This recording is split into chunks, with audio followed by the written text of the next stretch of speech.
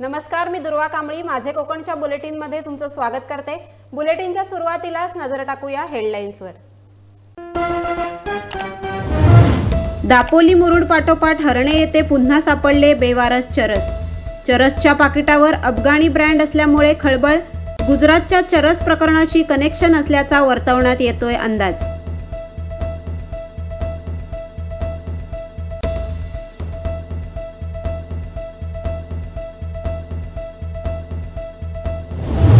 JSW Salav company विरोधात शेतकरी आक्रमक। उपोषणाला 36 दिवस उलटून सुद्धा प्रशासनाकडून कोणतीही भूमिका घेतली गेली नसल्याने समन्वय समितीचा आत्मदहनाचा इशारा।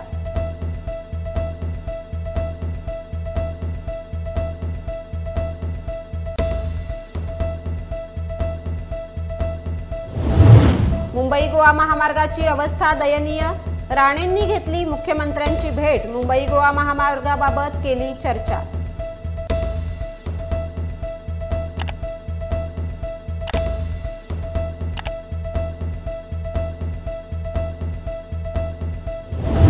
आणि खेड ICS महाविद्यालयाच्या प्राध्यापिका विजया बर्फे भोसले यांनी संपादित केली PhD पदवी।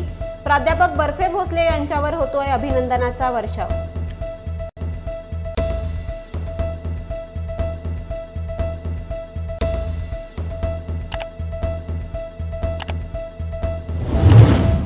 आता पाहूया सविस्तर वृत्त। रत्नागिरी जिल्ह्यातील दापोली तालुक्यातील मुरुड समुद्र किनाऱ्यापाठोपाठ आता बुधवारी हरणे नवानगर येथे अंमली पदार्थ चरसची 6 बेवारस पाकिटे आढळून आली आहेत। समुद्र किनाऱ्यावरील आढळून आलेल्या बेवारस पाकिटवर अफगाणी कंपनीचा ब्रँड आढळून आल्याने गुजरात समुद्र किनाऱ्यावर आढळून आलेल्या चरस प्रकरणाशी कनेक्शन असल्याचे बोलले जात आहे। दापोली पोलिसांनी बेवारस पाकिटे ताब्यात घेतली असून अज्ञात व्यक्तीविरोधात गुन्हा दाखल करण्यात आला आहे।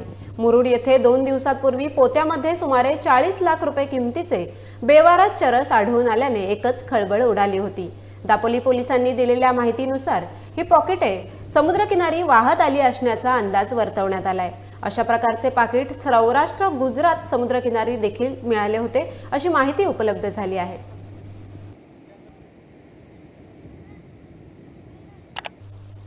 JSW साळाव कंपनीकडून होत असलेल्या अन्यायाविरोधात मुरुड तालुक्यातील शेतकऱ्यांसह प्रकल्पग्रस्तांनी जिल्हाधिकारी कार्यालयासमोर 12 जुलै ते 27 जुलै पर्यंत आमरण उपोषण करण्यात आलं होतं। त्यावेळी जिल्हाधिकारी यांच्यासोबत मीटिंग घेण्यात आली असता प्रकल्पग्रस्त शेतकऱ्यांच्या मागण्यांचा विचार न केल्यामुळे 22 जुलै साखळी उपोषण करण्यात आले होते। मध्यंतराच्या कालावधीत पालकमंत्र्यांबरोबर मीटिंग घेण्यात आली। त्यांनी आश्वासन तर दिले, परंतु त्याची अंमलबजावणी न झाल्यामुळे पुन्हा 14 ऑगस्ट पासून आजपर्यंत पुन्हा आमरण उपोषण करण्यात आले आहे। या उपोषणाला 36 दिवस उलटून सुद्धा प्रशासनाकडून कोणतीही भूमिका घेतली गेली नसल्याने आत्मदहनाचा इशारा मिठेखार, वाघुलवाडी, चेहेर, नवीन चेहेर, साळाव, निडी प्रकल्पग्रस्त शेतकरी समन्वय समिती, पालकमंत्री उदय सामंत यांच्यासहित जिल्हाधिकारी योगेश म्हसे, पोलीस अधीक्षक सोमनाथ घारगे यांना निवेदनाद्वारे देण्यात आला आहे।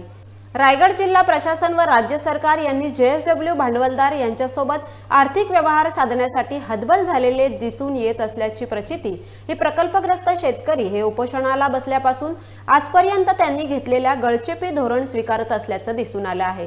त्यामुळे प्रकल्पग्रस्त शेतकरी यांना पालकमंत्री यांच्यासहित प्रशासनाकडून न्याय मिळेल अशी आशा दिसून येत नाही। आता प्रकल्पग्रस्त शेतकरी यांच्या समोर JSW कंपनीने पर्याय ठेवला नसल्याने आत्मदहन करण्याचा इशारा निवेदनाद्वारे देण्यात आला असल्याचे शेतकरी प्रकल्पग्रस्तांचे कायदेशीर सल्लागार ॲडव्होकेट सिद्धार्थ इंगळे, ॲडव्होकेट विनायक शेडगे, शेतकरी प्रतिनिधी विशाल तांबडे, अजय चवरकर यांनी दिला आहे।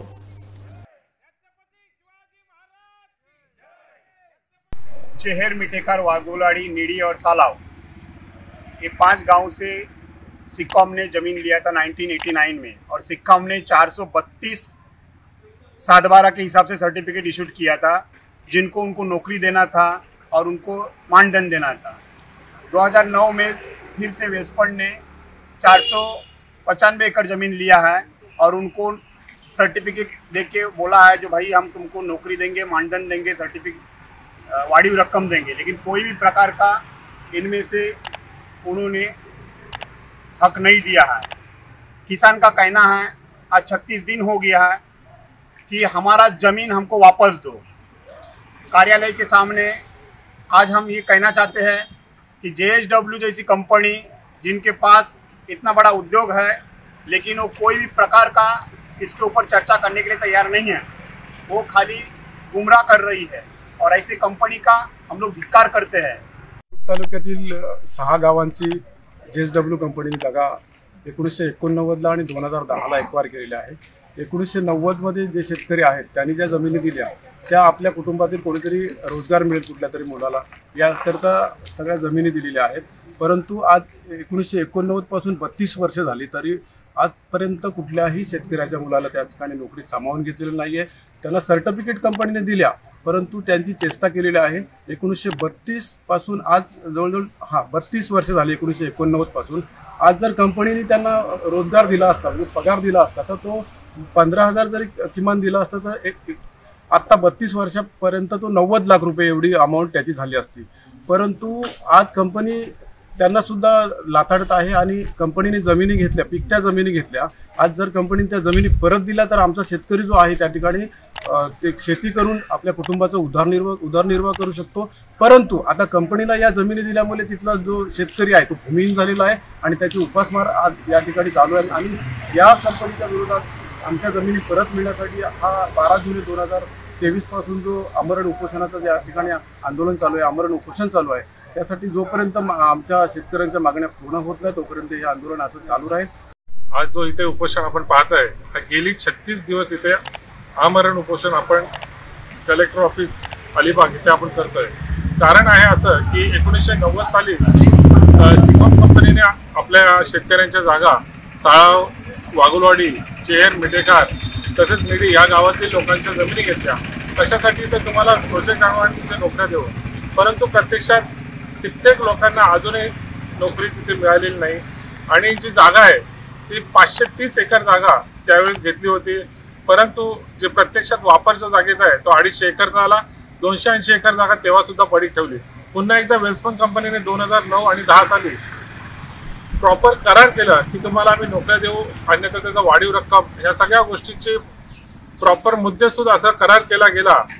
परंतु तेव्हा सुद्धा 495 एकर जागा घेतली आणि त्यातील एकही लोकांना अजून नोकरीचा पत्ता नाही की मानधनाचा पत्ता नाही आणि तिथला शेतकरी जगला आहे की मेला आहे हे बघण्यासाठी सुद्धा कंपनीने कधी प्रयत्न केला नाही। आणि याच्यामध्ये कुठेतरी वेगळी ताकद या कंपनीच्या पाठी उभी राहताना आता दिसतंय। कारण हा लढा 36 दिवस इथे लढत असून सुद्धा शेतकऱ्याला न्याय नाही भेटत, हे खूप खेदाची बाब आम्हाला इथे पाहायला मिळते।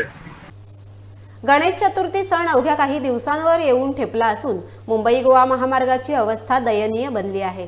गणेश चतुर्थीच्या अगोदर हा रस्ता सुस्थितीत न झाल्यास चाकरमान्यांचा महामार्गावरील प्रवास धोकादायक बनणार आहे। उद्धवजी ठाकरे मुख्यमंत्री असताना सिंधुदुर्ग जिल्ह्यातील महामार्गाचे काम पूर्ण करून घेण्यात आले। हा महामार्ग केंद्र सरकारच्या आणि राज्याच्या सार्वजनिक बांधकाम विभागाच्या अखत्यारीत येत असून केंद्रीय मंत्री असलेले नारायण राणे उर्वरित महामार्गाची दुरुस्ती करण्यास असमर्थ ठरले आहेत, तर दुसरीकडे राज्याचे सार्वजनिक बांधकाम मंत्री तथा सिंधुदुर्गचे पालकमंत्री रवींद्र चव्हाण हे खड्डेमय झालेल्या मुंबई गोवा महामार्गाच्या दुरुस्तीसाठी प्रयत्न करत आहेत। मात्र नामदार रवींद्र चव्हाण यांच्यावर नारायण राणेंचा विश्वास नसल्याने राणेंनी मुख्यमंत्री एकनाथ शिंदे यांची भेट घेऊन महामार्ग दुरुस्तीसाठी निवेदन देऊन मागणी केली, असा टोला कुडाळ मालवण विधानसभा मतदारसंघाचे आमदार वैभव नाईक यांनी राणेंना लगावला आहे। केंद्रीय मंत्री नारायण राणे यांनी मुंबई गोवा महामार्ग संदर्भात एकनाथ शिंदे यांची भेट घेतली असं आम्ही काल वृत्तपत्रातून बघितलं। खरं तर हा रस्ता आहे तो सार्वजनिक बांधकाम विभागाच्या अखत्यारीत येत आहे आणि या सार्वजनिक बांधकाम विभागाचे कॅबिनेट मंत्री हे भाजपचेच रवींद्र चव्हाण आहेत आणि रवींद्र चव्हाणांवर त्यांचा विश्वास नसल्यामुळे की काय की ते एकनाथ शिंदे यांना भेटले किंवा केंद्रीय मंत्री नितीन गडकरींना विश्वास असल्यामुळे ते एकनाथ शिंदेना भेटलेत का की एकनाथ शिंदेंना आपल्या मुलाला टोलचं कंत्राट मिळालं पाहिजे म्हणून भेटले की काय असा प्रश्न सिंधुदुर्गवासियांना पडलेला आहे। खरं तर रवींद्र चव्हाण एकीकडे सांगतायत की हा मार्ग गणपतीपूर्वी आम्ही 1 लेन सुरू करू, ते महिन्यातून एकदा पाहणी करतात, काल पण त्यांनी पाहणी केली होती। अशावेळी त्यांच्याशी चर्चा न करताना किंवा याआधी सुद्धा त्यांचा दौरा 2दा या महामार्गावर झाला, 2दाही राणेंनी त्या संदर्भात बैठक घेतली नाही आणि असं असताना त्यांच्या खात्याच्या कारभाराच्या विरोधात एकनाथ म्हणजे त्यांचे खात्याचे अकार्यक्षम आहेत म्हणून ते एकनाथ शिंदेकडे भेटले। दुसरीकडे ह्या जिल्ह्याचे पालकमंत्री गेले 6 वर्ष हे रवींद्र चव्हाणच आहेत आणि रवींद्र चव्हाण पालकमंत्री असताना भारतीय जनता पार्टी आणि नारायण राणेंच्या वेगळं अस्तित्व एकमेकांशी करण्याचा प्रयत्न त्या ठिकाणी करत आहेत. त्यामुळे जिल्ह्याच्या विकासाचं नुकसान होतंय. त्याचबरोबर ह्यांच्यावर जर एकमेकांचा विश्वास असेल तर जिल्ह्यातील जनतेने किंवा विरोधकांनी ह्यांच्या सांगण्यावर काय विश्वास ठेवावा असा सुद्धा प्रश्न आहे. आणि या संदर्भात त्यांनी आपली भूमिका स्पष्ट करावी. गुहागरच्या समुद्रात बुडणाऱ्या पती पत्नीला वाचवण्यात आजगोलीतील मच्छीमाराला व गुहागर पोलिसांना यश आले आहे. अघटित तळल्याने सदर कुटुंबासह गुहागर पोलीस आणि गुहागरकरांनी सुटकेचा निश्वास टाकला आहे. या घटनेची नोंद पोलीस ठाण्यात झाली नसून सलग जोडून आलेल्या सुट्ट्यांमुळे आणि पाऊस कमी असल्याने गुहागरमध्ये समुद्र किनाऱ्यावर पर्यटक मोठ्या संख्येने दाखल झाले होते. मिळालेल्या माहितीनुसार 2 कुटुंब समुद्रात पोहण्यासाठी गुहागरच्या समुद्र किनाऱ्यावर आली होती. मिळालेल्या माहितीनुसार 2 कुटुंब समुद्रात पोहण्यासाठी गुहागरच्या समुद्र किनाऱ्यावर आली होती. त्यांच्याजवळ लाईफ सेव्हिंग बॉयरिंग देखील होत्या. त्या 2 कुटुंबातील काही मंडळी बॉयरिंग कमरेत अडकवून समुद्राच्या लाटांवर स्वार होत दंगामस्ती करत होती. त्यांच्यातील 2 जण खोल समुद्रात पाण्याखाली जात असताना त्यांनी आरडाओरडा सुरू केला. समुद्रात 2 जण बुडत असल्याचे समजल्यावर तातडीने समुद्र किनाऱ्यावर असलेल्या पोलिसांनी, ग्रामस्थांनी दोरखंड आणि अन्य जीवरक्षक साहित्य आणण्यासाठी धावपळ सुरू केली. यावेळी अजगोलीतील मच्छीमारी करणारे चिंतामणी राघू मोरे यांनी समुद्रात जाऊन बुडणाऱ्या 2घांना बाहेर काढले. पर्यटकांसाठी चिंतामणी ठरलेला हा मच्छीमार योगायोगाने समुद्रात किनाऱ्यावर आला होता. गुहागर समुद्र किनारा हा मोठा व लांब असल्याने या ठिकाणी नगरपंचायतीने जीवरक्षक वाढवावे व पर्यटकांसाठी सूचना फलकांचेही आयोजन करावे असे पर्यटकांकडून बोलले जात आहे.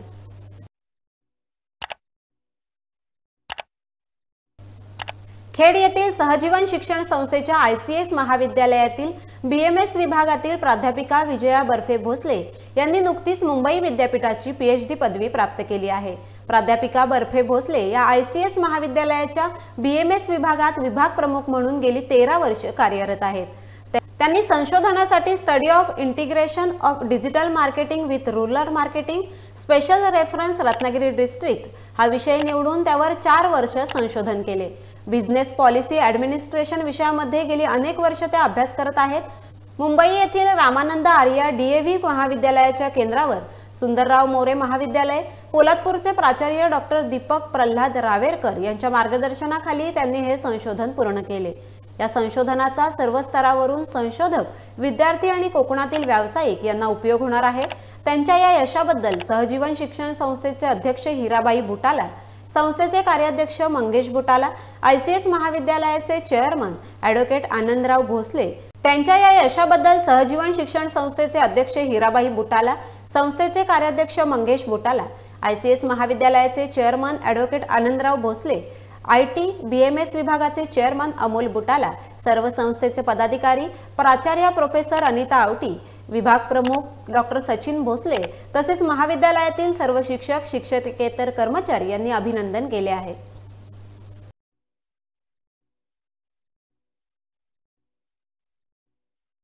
यासोबतच वेळ झाली आहे बुलेटिनमध्ये इथेच थांबण्याची. भेटूया नवीन बुलेटिनसह. तुम्ही पाहत रहा माझे कोकण.